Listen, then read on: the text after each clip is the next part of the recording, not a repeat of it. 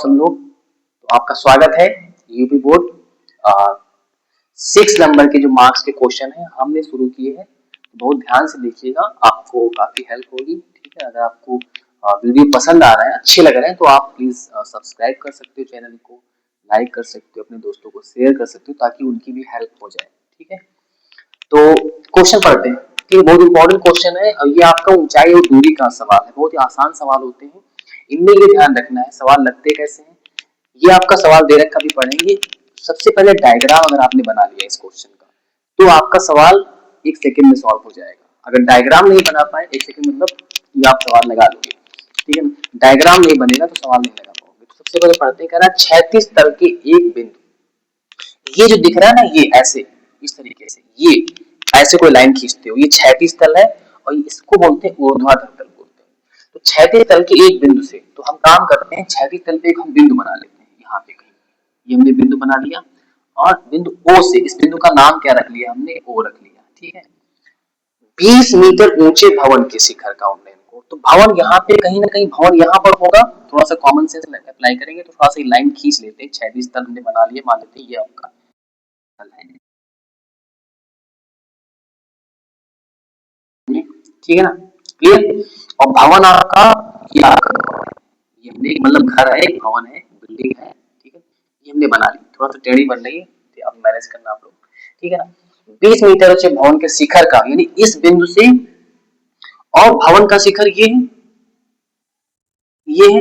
उन्नयन कौन होता है, जो नीचे से ऊपर की तरफ बनता है, यानी यहाँ खड़े होकर ऐसे देख रहे हैं तो ये जो एंगल हमको उन्नयन को कितना दे रखा है, 30 डिग्री हमको दे रखा है, ये गिवन है। ठीक है ना, आपके सामने हम बना रहे हैं, क्लियर।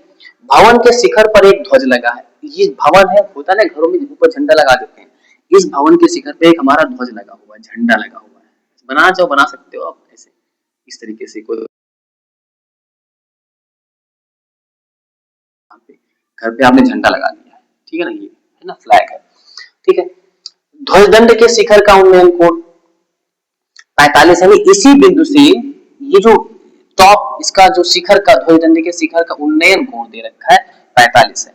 ये जब अब देखो यहाँ से इधर जाओगे तो ऑटोमेटिक आपका उन्नयन कोण बढ़ेगा, तो यहाँ से हम इसको मिलाने की कोशिश करते हैं थोड़ा सा, ये हमने ऐसे ऐसे मिला दिया। ठीक है ना, ये वाला, तो ये जो एंगल आपका दिख रहा है ये कितना है, ये पूरा कितना बन गया 45, ये हमको दे रखा है। क्लियर।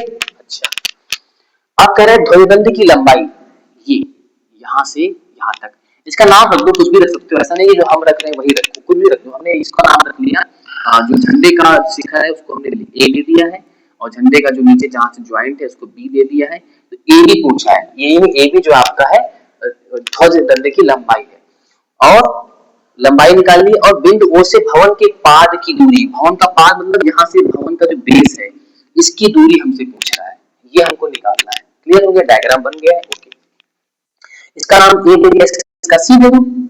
ठीक, ऐसा नहीं कि जो हमने दिया वही, कुछ भी आप दे सकते हो, पी क्यू आर है, पी क्यू दे दो, कुछ भी दे दो। ठीक है ना, अच्छा ओके।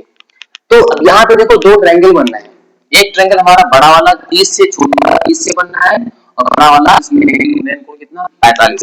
तो कोई भी ट्रायंगल आप पहले या बाद में ले सकते हो। ठीक है, तो सबसे पहले हम काम करते हैं, हम ट्रायंगल ले लिया त्रिभुज ए सी ओ में, ए सी ओ में। ठीक है, बहुत सिंपल क्वेश्चन है, वो ए सी ओ में। ठीक है, क्या करते हैं, तो ए सी ओ में तुम्हारा ट्रायंगल कौन सा आ रहा है, बड़ा वाला आ रहा है 45। अब एक चीज और यहाँ करते हैं, एक चीज ये करते हैं कि हमने यहाँ पे मान लिया है कि ध्वज दंड की लंबाई हमने मान ली h, माना, क्या लिखेंगे हम पॉइंट, क्योंकि निकालना है, माना ध्वज दंड की लंबाई, लंबाई को शॉर्ट में लिखते हैं ऐसे, x नहीं, x नहीं मानो, h मान लो, स्मॉल h मान लो, कुछ भी मान सकते हो, h मीटर है, इतना है। ठीक है, मीटर है। अब आगे क्या पूछ रहा है, बिंदु ओ से भवन के पाद की दूरी, इसको हमने मान, ये हमारा स्मॉल h हमने मान लिया है, और ये हमने क्या मान लिया है, यहां से यहां तक की दूरी है हमने कितनी मान ली है, इस तरीके से रख दो, ये हमने मान ली x, यानी कि भवन के पाद बिंदु से बिंदु ओ की दूरी हमने मान ली कितनी, x मान ली है, यही निकालनी है, जो निकालनी है वो हमने मान ली। तो यहां लिखेंगे बिंदु बिंदु ओ से भवन पाद की दूरी, भवन के पाद की दूरी, ये हमने मान ली कितनी, x मीटर मान ली है, x मीटर मान ली है, ठीक है ना। अच्छा फिर हमने क्या किया, एंगल कौन सा आ रहा है 45, तो यहाँ पे लिखेंगे। और ये अब यहाँ पे क्यों लिखो, ये वाली पूरी एसी की हाइट हमको चाहिए होगी, तो एसी की हाइट तुम्हारी कितनी आ जाएगी, एसी किससे किससे मिलके बना है, भवन की ऊंचाई भी हमको दे रखी है, कितनी दे रखी है, ये दे रखी है आपकी भवन की ऊंचाई कितनी है 20 मीटर, तो यहाँ से यहाँ तक की दूरी कितनी दे रखी है आपकी 20 मीटर दे रखी है, ठीक है। तो अगर हम निकालेंगे एसी, तो एसी कितना आ जाएगा एपी और प्लस कितना बीसी, एबी हमने एच माना था और बीसी हमको दे रखा है 20, ये दे रखा है, ठीक है, क्लियर, मीटर। और ये तुम्हारा सीओ, सीओ लिख दो या ओसी लिख दो, सीओ तुम्हारा कितना है, ये हमने माना एक्स मीटर, ठीक है।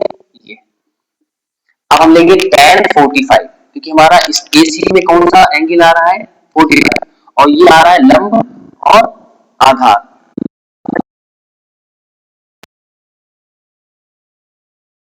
फाइव, tan 45 क्या होता है, लंब बटे आधार, तो लंब तुम्हारा कितना है एसी, आधार कितना है सीओ, एसी का मान कितना है एच प्लस 20 और सीओ का मान है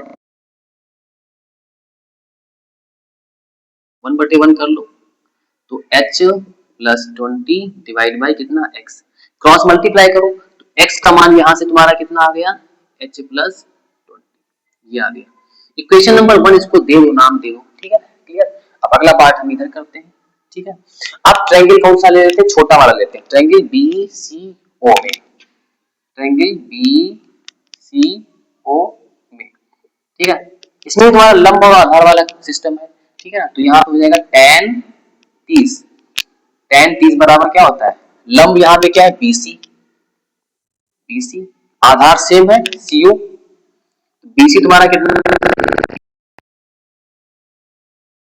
tan 30 का मान कितना होता है, ये मान आपको याद नहीं है, tan 30 का होता है 1/√3, तो आ जाएगा तुम्हारा 20 डिवाइड बाई एक्स, तो यहाँ से क्रॉस मल्टीप्लाई करो तो एक्स का मान कितना आ गया तुम्हारा 20/√3 आ गया, ठीक है, मीटर।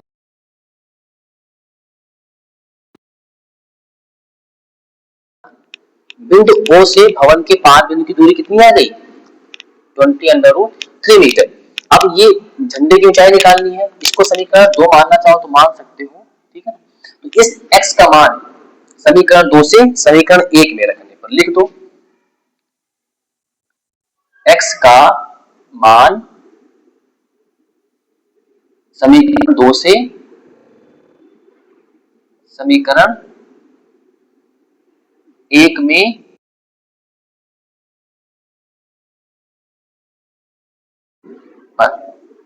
ठीक है, तो रखो यहाँ पे x का मान कितना है 20/√3 इक्वल टू कितना है h प्लस 20, ठीक है। अब इस 20 को इधर लाओगे तो माइनस का हो जाएगा, तो 20/3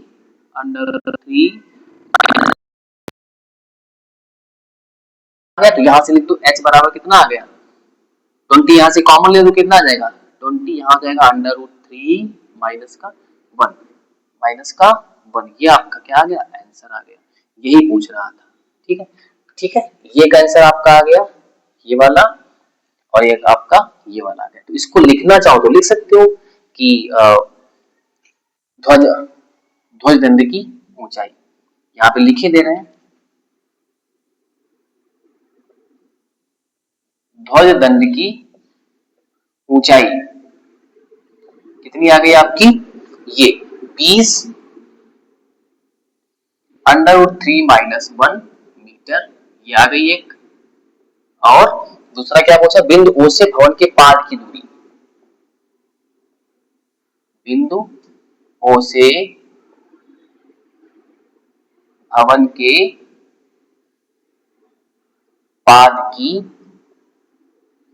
दूरी कितनी आ गई, कितनी आ गई आपकी 20/√3 मीटर, 20/√3 मीटर, आपका क्वेश्चन हो गया, ये आपके आंसर हो गए। अब देख लो 6 नंबर में कैसे क्वेश्चन आते हैं। ठीक है, तो आई होप आपको वीडियो पसंद आया होगा। ठीक है, थैंक यू वेरी मच।